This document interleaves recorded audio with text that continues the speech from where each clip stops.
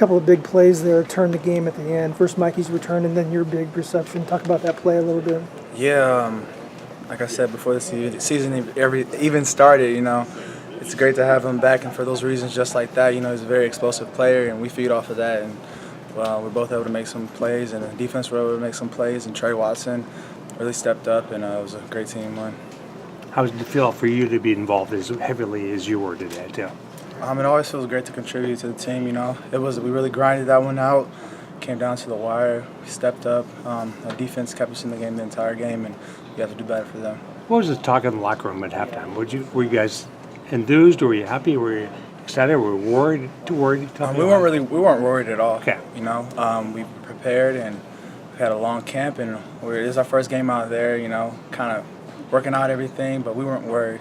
We knew what we had to do. Our coaches got us refocused, and we came out there and were able to close out the game. Or were you on the blocked field goal? You were standing on the sidelines watching, or what'd you see?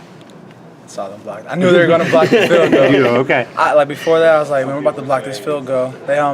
Ball State, they have a great kicker, and we know that he can make field goals. So they put him in a good spot. We iced him, and our field goal block, Coach Liggs put him up there, and we're able to block the punt. That last drive, what was it kind of like in the huddle? Was there kind of a sense of urgency to get in the end zone?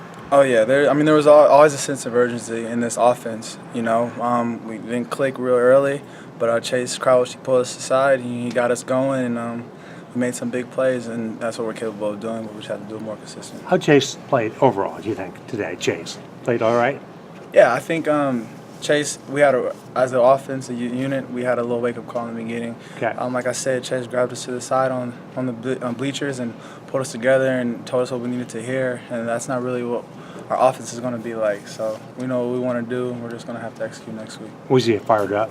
Was he angry a little bit, or was he like himself, or how was he? Oh, he's always himself. He was angry.